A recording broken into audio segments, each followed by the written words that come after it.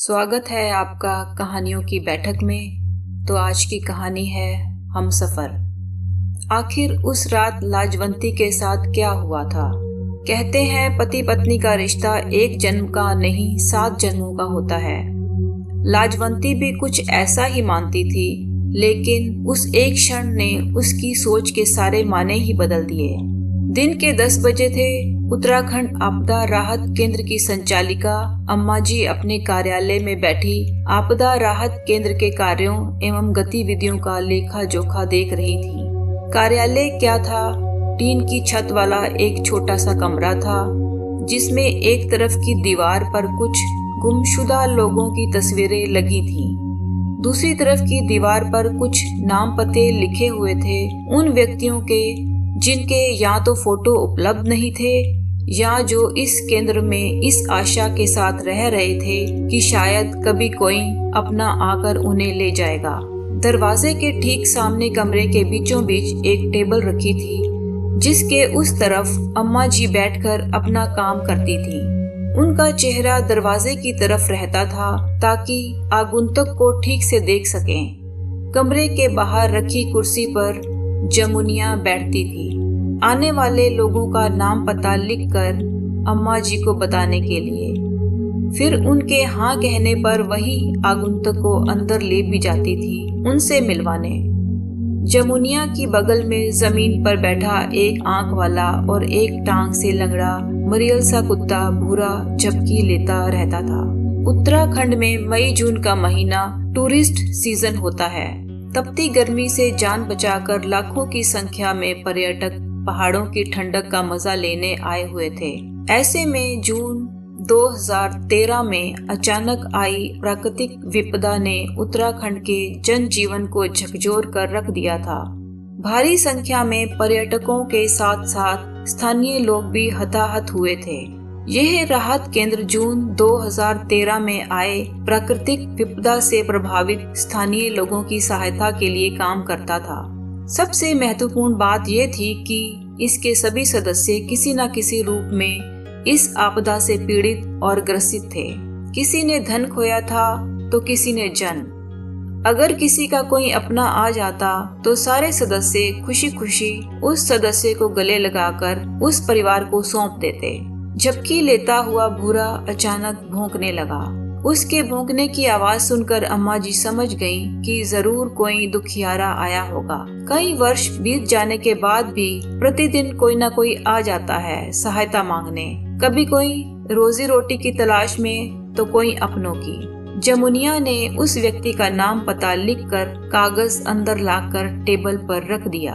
अम्मा जी रजिस्टर में कुछ लिख रही थी। बिना देखे ही जमुनिया को आगंतुक को अंदर भेजने का इशारा कर दिया।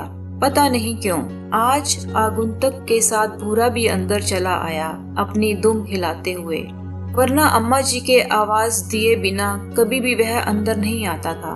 अपने काम में मगन अम्मा जी ने टेबल पर रखा कागज उठाया और पढ़ने लगी। नाम हरीश रावत, उम्र 65 साल, गांव बिसुनपुरा, जिला चमोली। उद्देश्य गुमशुदा धर्म पत्नी की तलाश। पत्नी का नाम लाजवंती रावत, उम्र 61 साल, पहचान रंग गोरा, भारी बदन और चेहरे पर सिंदूर की बड़ी सी बिंदी। उन्होंने नाम व पता एक बार और पढ़ा और सन्न रह गईं। सिर का पल्लू आगे सरका, आंख उठाकर सामने देखा।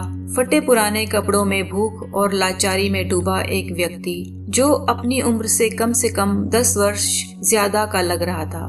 आंखें नीची किए और अपने हाथों को जोड़े खड़ा था, याचना भरा भाव लिए हुए। 15 जून 2013 की आधी रात का एक लम्हा क्या वे भूल सकती है? बाहर के कमरे में लाजवंती और उसके पति सो रहे थे। कमरे में प्रकाश के लिए एक डिबरी रात भर जलती रहती थी। पति की उम्र 62-63 वर्ष की थी। दुबले पतले और फुर्तीले होने के कारण वे अपनी उम्र से 5 वर्ष कम ही प्रतीत होते थे, जबकि वह भारी बदन की थी। घुटनों में दर्द रहने के कारण चलने फिरने में उन्हें दिक्कत होती थी।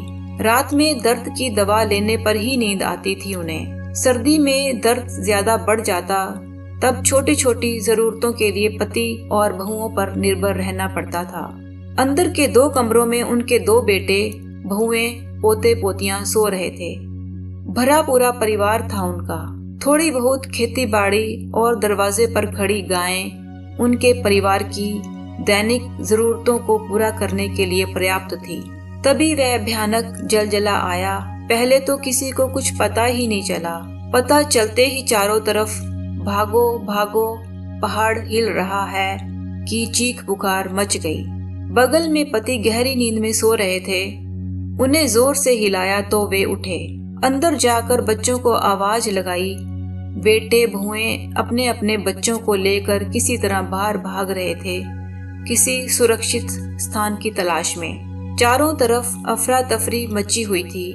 जान के खतरे का आभास होते ही आनन फानन भाग खड़े हुए फुर्तीले हरीश रावत भी। एक बार पलटकर देखा भी नहीं घुटनों से लाचार अपनी बेबस पत्नी को, जिसने पिछले 35 सालों से उनके हर सुख दुख में साथ दिया था। बहुत आहत हुई थी लाजवंती पति के इस रवैये से। कहाँ 7 फेरे लेकर 7 जन्मों तक साथ निभाने की कस्में खाई थी दोनों ने, पर सेकंड भर में ही सब कुछ साफ हो गया। एक ना एक दिन मरना तो सबको है, पर जीते जी अपनों का साथ छूटने का दुख मरने से भी भयंकर होता है। ऐसा महसूस हुआ था उस पल। उस रात अम्मा जी बिल्कुल असहाय और संवेदन शून्य पड़ी थीं अपने बिस्तर पर। तभी भूरा, एक आवारा कुत्ता जो घर के बाहर वाले बरामदे में पड़ा रहता था, ना जाने किधर से आया और उन्हें देखकर भौंकने लगा, मानो कह रहा हो जल्दी चलो वरना अनर्थ हो जाएगा। वे चाहती तो धीरे धीरे निकलने की कोशिश कर सकती थी, पर जीने की इच्छा तो खत्म हो चुकी थी। अब जीना भी किसके लिए? उन्होंने भूरा से कहा, तू भी क्यों नहीं भाग जाता नालायक, मुझे छोड़कर। पर भूरा जाता तो कैसे? कुत्ता जो था, एक बार जिसके हाथ की रोटी खा ली, जिंदगी भर उसका गुलाम बन गया।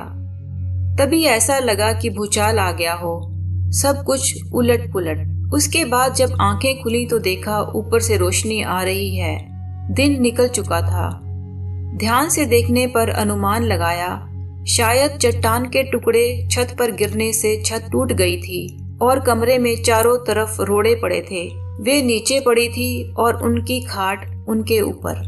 फिर जब दोबारा होश आया तो खुद को अस्पताल में पाया। लोगों ने बताया कि एक घायल कुत्ते ने किस तरह लोगों को भौंक भौंक कर बताया कि कोई इस मलबे में दबा पड़ा है। तब से वह कुत्ता भूरा और लाजवंती साथ साथ ही रहते हैं। उपचार के बाद धीरे धीरे वे थोड़ी ठीक हुई तो लोगों के दुख दर्द देखकर अपना गम भूल गईं और दिन रात जरूरतमंद लोगों की सेवा में लीन हो गईं। शारीरिक और मानसिक परिश्रम करने से इस दौरान शरीर गल चुका था। अब वे सफेद वस्त्र पहनती और मस्तक पर बिंदी नहीं लगाती थी। उनके सेवा भाव के कारण उन्हें आपदा राहत केंद्र की संचालिका बना दिया गया। किसी को उनका असली नाम नहीं मालूम था। सब उन्हें सम्मान से अम्मा जी कहते थे। तभी जमुनिया अंदर आई, ये सोचकर कि अम्मा जी क्या आदेश देती हैं। अम्मा जी के इशारे से दीवार पर लगे फोटो और नाम पता दिखाने को कहा। आगुंतक ने बड़े ध्यान से उन्हें देखा और निराश होकर वहीं धम से बैठ गया जमीन पर। सारे के सारे अनजान थे उसके लिए। कुछ देर तक सन्नाटा छाया रहा। फिर जमुनिया उस व्यक्ति को लेकर बाहर चली गई और क्षमा मांगते हुए कहा कि ये केंद्र उनकी सहायता करने में असमर्थ है। फिर हमेशा की तरह सांत्वना दी और कहा, अंकल हौसला रखिए, आपको आपकी पत्नी अवश्य मिल जाएंगी। जमुनिया के साथ ही भूरा भी चल पड़ा उस आगुंतक के पीछे पीछे, जैसे पुराना दोस्त हो। पता नहीं कुत्ते में क्या बात थी कि आगुंतक को अपने बरामदे में पड़े उस आवारा कुत्ते की याद आ गई, जिसे मना करने के बावजूद भी लाजवंती सुबह शाम कुछ न कुछ खाने को दे देती थी। और अकस्मात ही उसके मुंह से निकल पड़ा भूरा। नाम सुनते ही कुत्ता अपनी दुम हिलाने लगा। रात के करीब 10 बजे भूरा के भौंकने से अम्मा जी की नींद खुली। लगा किसी ने हौले से दरवाजा खटखटाया हो, ठीक उसी तरह जिस तरह शादी के बाद उनके नए नवेले पति सबके सोने के बाद खटखटा कर कमरे में घुसते थे। उन्हें लगा मन का वहम है, पर थोड़ी देर बाद जब दोबारा दरवाजा खटखटाया गया तो उन्होंने दरवाजा खोल दिया। देखा हरीश खड़े थे, आंखें नीची किए और अपने दोनों हाथों को जोड़े। कहा, लाजो मुझे माफ कर दो, मुझसे बड़ी गलती हो गई। धक से कलेजा हो गया एकदम उनका। ये भूरा भी ना, अम्मा जी ने सोचा। दिल कड़ा करके कहा, कौन सी लाजो, कैसी लाजो? हरीश बोले, मेरी धर्म पत्नी, मेरी हमसफर। वह तो मर चुकी 15 जून 2013 की आधी रात को ही, जब किसी अपने ने उसका साथ छोड़ दिया था बीच सफर में, कहकर उन्होंने दरवाजा कसकर बंद कर लिया।